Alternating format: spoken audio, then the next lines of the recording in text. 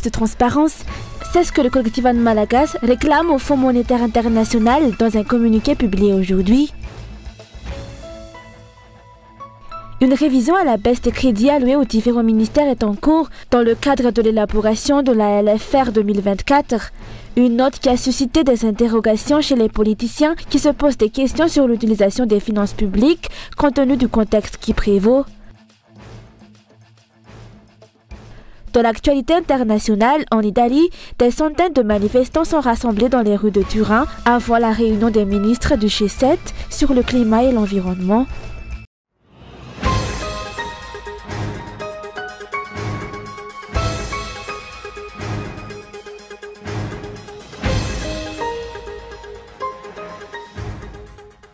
Une révision à la baisse des crédits alloués aux différents ministères est en cours dans le cadre de l'élaboration de la loi des finances rectificatives 2024. Le secrétaire général du ministère des Finances et de l'Économie a dressé une note dans ce sens à tous les secrétaires généraux des différents ministères jeudi dernier. Il leur a donné 24 heures pour transmettre la coupe budgétaire qu'ils envisagent d'effectuer dans les rubriques de dépenses.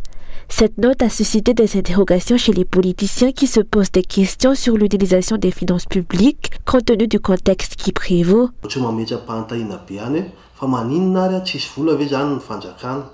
Pourquoi cette coupe budgétaire? L'État n'a-t-il plus d'argent? Il n'y a pas de transparence, pas de bonne gouvernance, juste un ordre qu'on donne de réduire le budget. Les dirigeants semblent gérer le pays comme une épicerie. Les structures en place, les députés doivent voir ce qui se passe. Où va l'argent? Il y a de nombreux aspects, notamment la résolution de la précarité de la population, l'enseignement, les problèmes d'eau et d'électricité qui ont besoin de fonds. Les parlementaires doivent se pencher sur la gestion des finances publiques. Selon les explications, cette note du ministère du Budget et des Finances frise l'illégalité dans la mesure où ce sont les deux chambres du Parlement qui doivent réviser les budgets alloués à chaque ministère. La note concernant les coupes budgétaires publiées par le ministère des Finances et de l'Économie est surprenante. La réduction du budget doit être portée devant le Parlement. C'est à lui d'évaluer la situation et de décider une quelconque réduction ou augmentation du budget dans l'intérêt du pays. Cette situation laisse déjà transparaître la précipitation avec laquelle les députés actuels voteront la loi des finances rectificatives 2024. D'après les directives du ministère des Finances et de l'Économie, le budget de fonctionnement de tous les ministères sera revu à la baisse. Aucune indication n'est toutefois fournie concernant les rubriques sur lesquelles porteront les coupes budgétaires.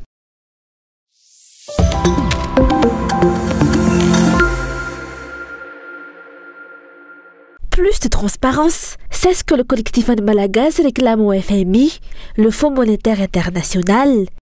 En effet, dans un communiqué publié aujourd'hui, le collectif An Malagas déclare avoir saisi le représentant résident du FMI à Madagascar ainsi que le chef de mission de la délégation du FMI actuellement en visite dans le pays pour que les tenants et les aboutissants des négociations relatives au nouveau programme de financement, soit la facilité élargie de crédit et la FRD, la facilité pour la résilience et la durabilité, soient plus transparents. Le collectif An Malagas demande au FMI à ce que les négociations tiennent compte de l'avis des acteurs économiques du pays et de la mise en place de l'Assemblée nationale d'ici la fin du premier trimestre afin que cette fois-ci, ces programmes puissent résoudre les maux du quotidien de la population.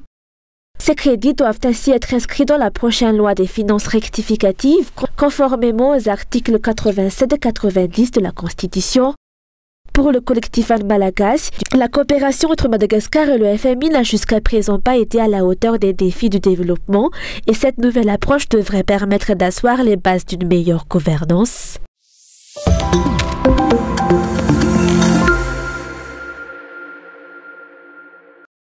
Madagascar manque de direction diplomatique claire et semble encore tâtonner dans ce domaine, ont souligné aujourd'hui les politiciens. Cette situation a conduit à la perte de la souveraineté nationale et à un manque de cohérence dans la politique étrangère malgache sous le régime actuel.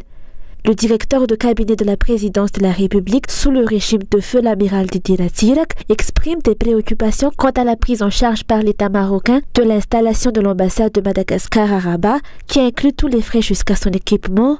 Cette situation soulève des inquiétudes quant à la souveraineté malgache et suggère un éloignement de la voie diplomatique établie par les régimes précédents.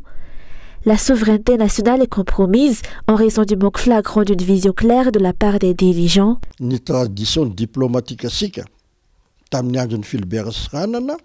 Sous le régime de Philbert Sranana, la tradition diplomatique malgache voulait que lorsque nous établissions une ambassade, les terres et la résidence appartenaient à Madagascar, soulignant ainsi l'exterritorialité du peuple malgache.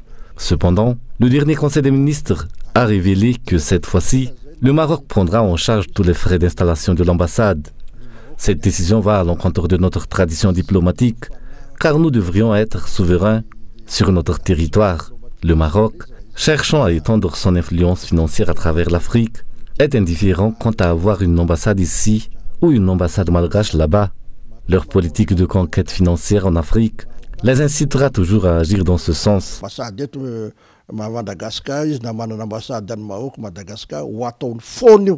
Depuis 2022, un Jadouel a promis l'établissement d'une ambassade de Madagascar au Maroc, mais 2 ans plus tard, cette promesse est restée lettre morte. À présent, c'est le gouvernement marocain qui s'engage à couvrir tous les coûts pour concrétiser cette initiative. Cette situation met en lumière les observations du parti Tsarataafn, selon lesquelles un Jadouel n'a fait que des annonces sans substance dans un désir de paraître, alors que l'État malgache est confronté à des difficultés financières sérieuses. Madagascar et le Maroc partagent un lien historique et il veut apporter son aide au pays qui est en difficulté. En effet, la réalité est que Madagascar est confronté à des difficultés économiques majeures et l'État manque cruellement de ressources financières. Les annonces politiques telles que la création d'ambassades au Maroc et en Turquie sont souvent davantage destinées à créer un effet d'annonce plutôt qu'à être suivies d'actions concrètes. La trésorerie de l'État est exsangue et de nombreuses ambassades restent sans ambassadeurs en raison du manque de moyens financiers. La vérité est souvent occultée au profit de discours mensongers et de promesses non tenues. Le régime actuel doit s'inspirer des pratiques des pays développés et revoir sa manière de mener la politique s'il souhaite améliorer sa diplomatie, affirment les experts. Il est essentiel d'écouter les avis des personnes compétentes, notamment celles ayant une formation en diplomatie, et de leur confier la responsabilité des relations internationales de Madagascar.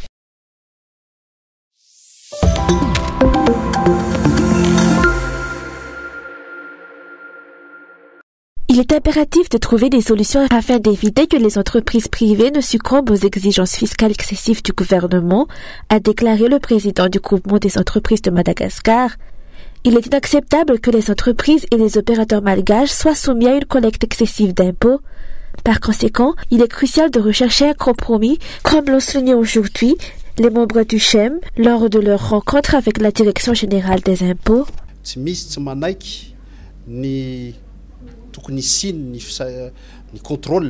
Personne ne remet en question l'importance des contrôles fiscaux, car ils contribuent à améliorer le collecte des impôts.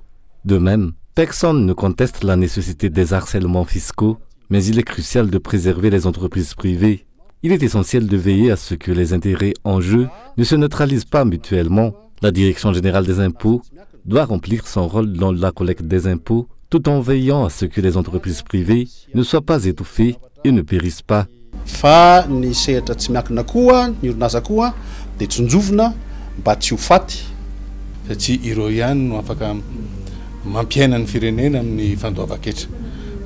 Les entreprises privées jouent un rôle dans le développement économique du pays, en contribuant par le paiement des impôts.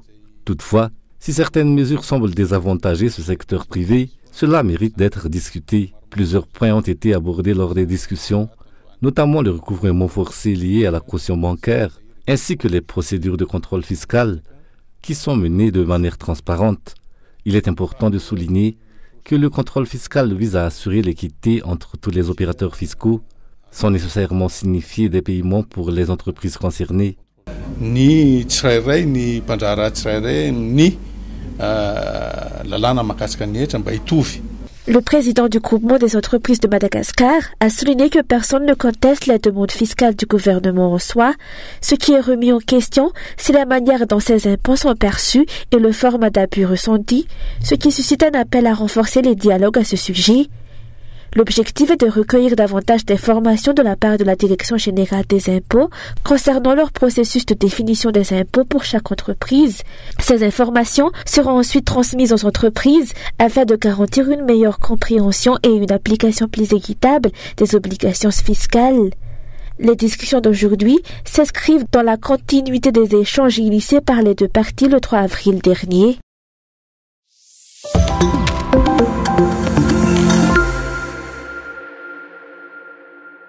La famine et les difficultés nutritionnelles ne sont pas limitées à Thomasl. Elles touchent actuellement l'ensemble de l'île. De la capitale, la majorité de la population est préoccupée par la montée du coût de la vie et le manque d'opportunités d'emploi. Pour les habitants des quartiers défavorisés de la capitale, trouver de la nourriture au quotidien est un défi constant. Une alimentation saine est devenue un luxe inabordable et de nombreux habitants peuvent à peine se nourrir au quotidien.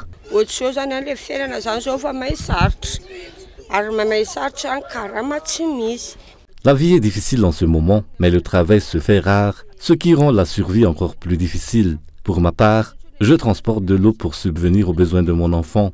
Aujourd'hui, j'ai seulement gagné 1000 ariars, donc nous avons dû nous contenter de manioc pour notre repas. Je ne sais pas encore ce que nous allons manger ce soir, je vais devoir encore chercher. Parfois, le matin, nous ne mangeons rien du tout. Parfois, nos employeurs nous fournissent un peu de nourriture pour notre famille.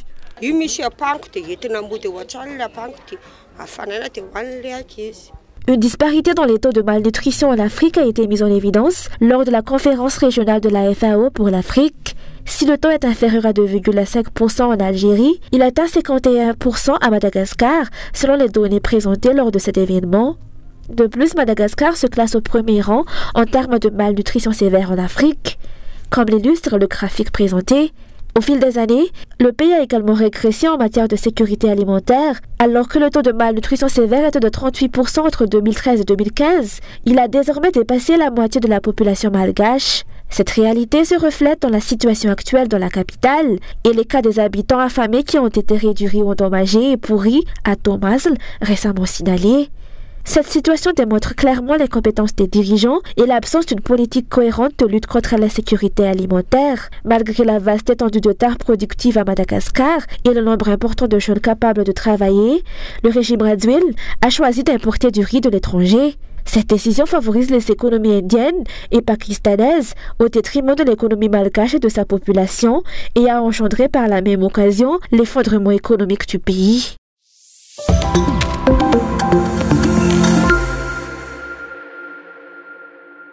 La formation nuageuse étroitement surveillée dans le nord de l'île est soupçonnée d'évoluer en cyclone d'ici mercredi prochain. Ce matin, son centre se trouvait à 750 km au nord-ouest d'Atral, ce qui est à l'origine des pluies orageuses dans la région.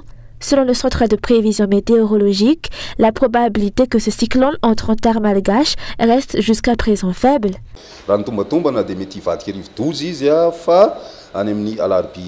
Elle est prévue évoluer en cyclone mercredi, suivant une trajectoire vers le sud, avec la possibilité d'atteindre les Comores. Les chances qu'elle touche terre à Madagascar sont faibles. Les probabilités de fortes pluies pour les régions Sofia et Diana sont également faibles, où une alerte de niveau vert pour fortes pluies est actuellement en vigueur.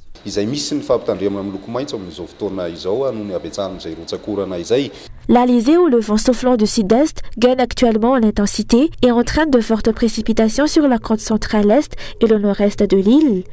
Ces averses touchent particulièrement les régions de Sava, Alaradzirouf, Ambatsu et la région d'Atzlal. En conséquence, une alerte rouge pour fortes pluies est en vigueur à partir d'aujourd'hui jusqu'à jeudi pour ces zones mentionnées. Les précipitations pourraient dépasser les 40 mm. Donc, il est essentiel pour les habitants de rester attentifs aux bulletins météorologiques et de suivre les consignes des autorités locales. L'Alizé gagnera en intensité aujourd'hui et demain, ce qui entraînera des mauvaises conditions météorologiques sur le centre et la partie est de l'île, avec de fortes pluies attendues dans les zones mentionnées. Mercredi et jeudi, les vents de l'Alizé devraient progressivement s'atténuer. Après cela, des nuages denses sont prévus pour la partie centrale et sud-est de l'île.